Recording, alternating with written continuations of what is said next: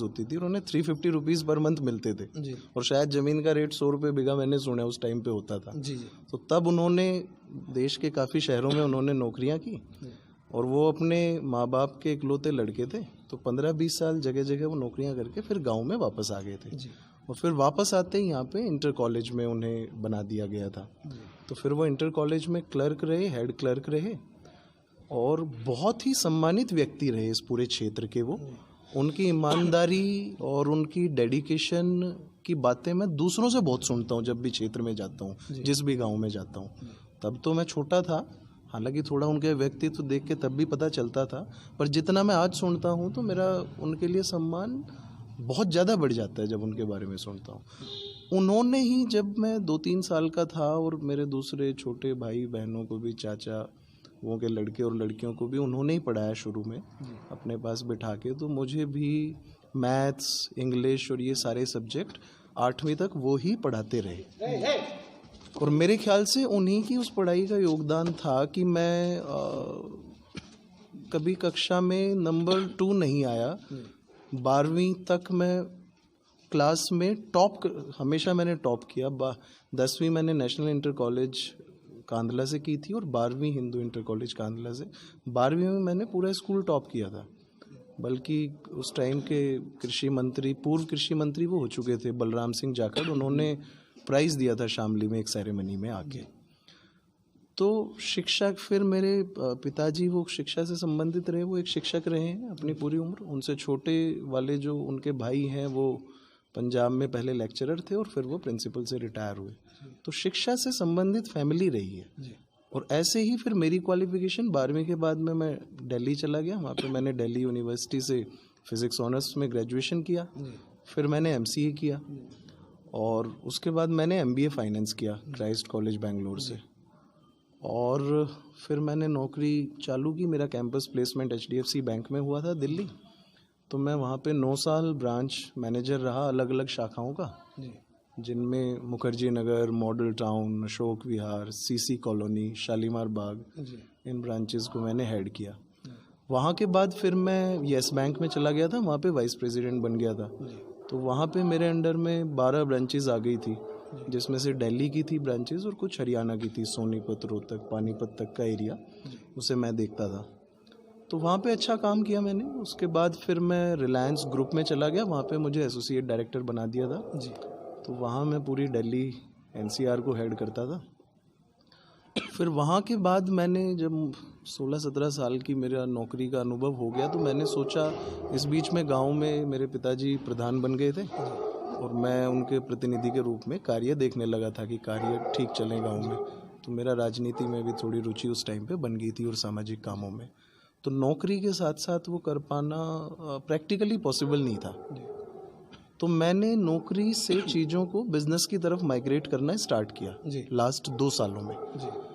और 2-3 महीने पहले तक मैं उसे कम्प्लीटली माइग्रेट कर चुका हूँ। तो आज मेरा एक पेट्रोल पंप है पानीपत में GT रोड पे, और एक मैं फाइनेंशियल सर्विसेज की कंपनी चला रहा हूँ जो दिल्ली में और कुछ दूसरी लोकेशंस पे भी चल रही है। उसमें काफ़ी लोग काम करते हैं। तो बिजनेस अच्छा चल रहा है ईश्वर की कृपा से और बड़ों के आशीर्वाद से।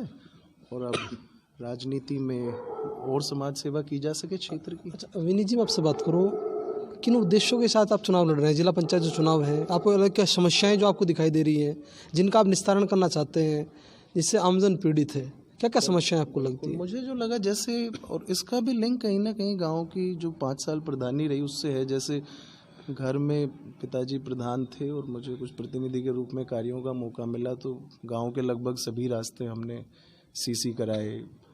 लगभग 54-55 हैंड पम्प्स लगवाए, उनमें कुछ अपनी खुद के पैसे से भी लगवाए, लोगों को ज़रूरत थी और पंचायत में उतना पैसा नहीं था। और भी काफ़ी कार्य किए, प्रकाश की व्यवस्था की, वाटर कूलर्स लगवाए, पंचायत घर का सौंदर्यीकरण किया, उसका सुदृढ़ीकरण किया जी। गांव में टंकी का निर्माण हो रहा है। तो पर फिर क्या लगा, जैसे गांव के हम कुछ जो खेत में जाने वाले रास्ते हैं उन्हें भी चाहते थे पक्का करना, पर ग्राम पंचायत की अपनी लिमिटेशंस है कि ये खेत के रास्तों को ज़्यादा बड़ी मुश्किलात आती है उन्हें पास कराने में और उन्हें बनवाने में। तो इस टाइप की चीज़ों के लिए आपको कुछ दूसरे क्षेत्र में जाना पड़ेगा, जैसे जिला पंचायत है या दूसरी जो भी निधि है, उनमें ये सारे काम आप कर सकते हो। तो एक तो मैं चाहता हूँ कि ये जितना भी क्षेत्र है, जो गांव में हम काम करें, गांव में जितने भी रास्तों का निर्माण करें, जो ज़रूरतें हैं वो तो करें ही, हम खेतों के भी अपने रास्तों को बहुत बढ़िया बनाएं, ताकि वहाँ पे आवागमन हमारे सामान का, ट्रैक्टर ट्रॉली का और दूसरी चीज़ों का भी बड़ा आराम से हो सके, आदमी को आराम मिले वहाँ पे जाने और आने में। तो एक तो ये कारण है। दूसरा, मुझे जो लगता है क्षेत्र में बच्चों के खेलने के लिए ऑर्गेनाइज्ड जो ग्राउंड्स होते हैं, ऑर्गेनाइज्ड जो प्ले ग्राउंड्स हैं, उसकी बहुत भारी कमी है, वो ना के बराबर है। तो उसकी व्यवस्था होनी चाहिए लोगों की, जिस क्षेत्र में जिस खेल में रुचि है उसके अनुसार। के फिजिकली और मेंटली सेटअप के लिए आप क्या करना चाहते हैं? इसीलिए तो मैं कह रहा हूँ कि फिजिकली और मेंटली के लिए एक तो ये खेल कूद की जगहों की, ऑर्गेनाइज्ड प्लेसेस की व्यवस्था कराना। दूसरा, उन लोगों को कैरियर काउंसलिंग, युवाओं को मुझे लगता है क्षेत्र में ना के बराबर ही उपलब्ध है।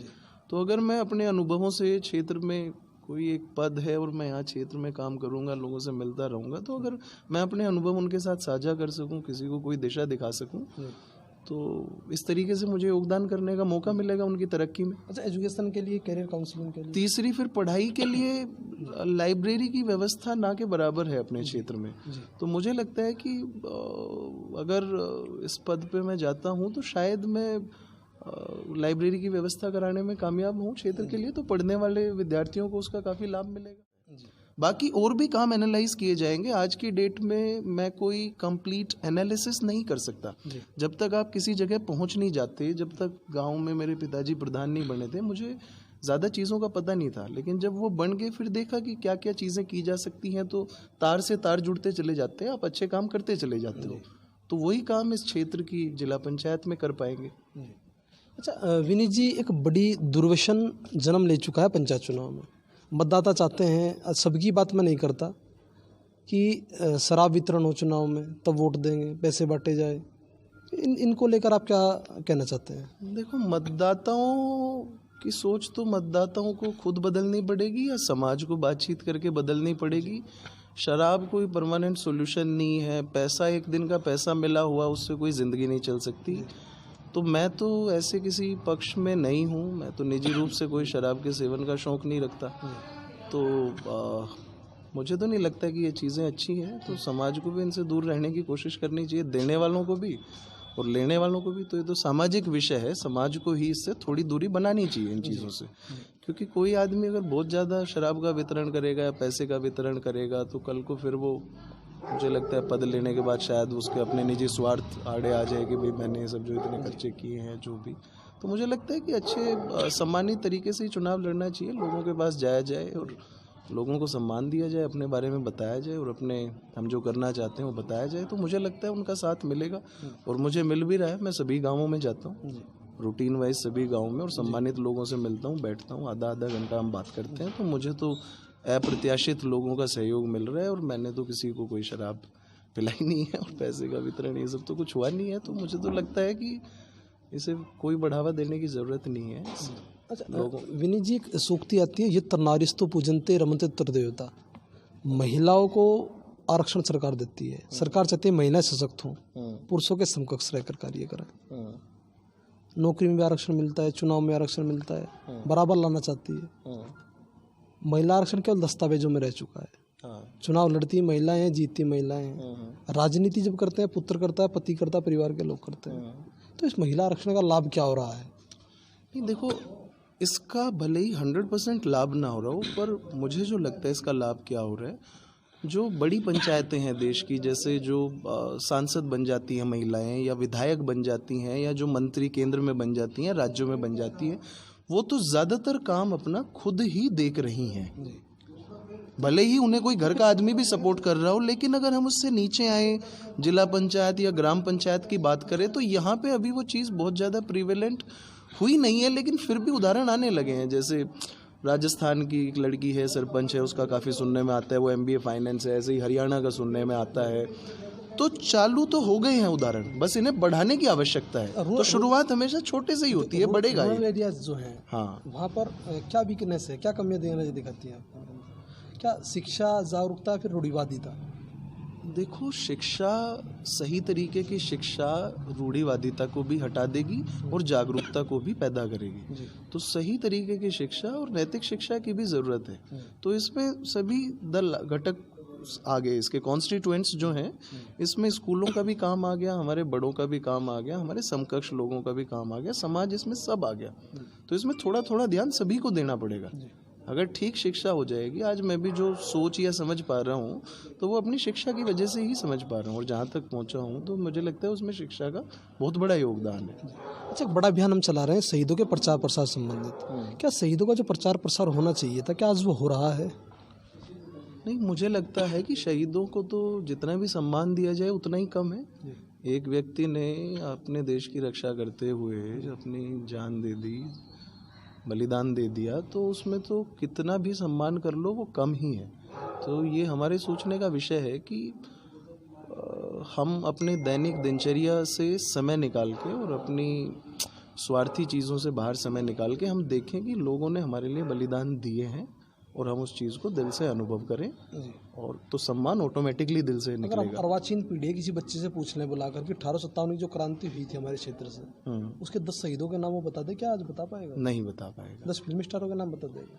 फिल्म स्टारों के तो 10 से भी ज़्यादा बता देगा, मुझे लगता है। क्रिकेटर जो है उनके भी मुझे लगता है बता देगा। विडंबना का विषय हमारे लिए नहीं है। तो इसमें खाली उन बच्चों का दोष नहीं है, इसमें तो दोष हमारा और हमसे बड़ों को भी कहीं ना कहीं मुझे लगता है जाता होगा, क्योंकि हम ही तो उन्हें सिखाएंगे ना। हम सिखाएंगे तो वो सीख जाएंगे। सिलेबस में शामिल कर लेना चाहिए इनको? बिल्कुल करना चाहिए। क्या लाभ हो सकते हैं इन चीज़ों से? इसका लाभ ये होगा, आदमी के अंदर अच्छे कामों को करने की प्रेरणा आएगी, देशभक्ति का जज्बा बढ़ेगा। अच्छा, गलत कामों से दूर हटेगा। अच्छा, एक आखिरी सवाल मेरा आपसे। 2020 बड़ा संकट का काल था। कोरोना में बहुत लोग हमने खो भी दिए, हमारे कोई प्रिय जो जन थे। 2020 जा रहा है, 2021 आ रहा है, तो इसको लेकर कोई शुभकामनाएं अपने क्षेत्रवासियों को आप देना चाहते हैं हमारे द्वारा? बिल्कुल, देखो, मेरा ये मानना है कि जीवन का कर्व कभी भी स्ट्रेट लाइन नहीं होता। ये अप्स एंड डाउन्स इसमें हमेशा आएंगे, कठिन समय भी आएगा और अच्छा समय भी आएगा।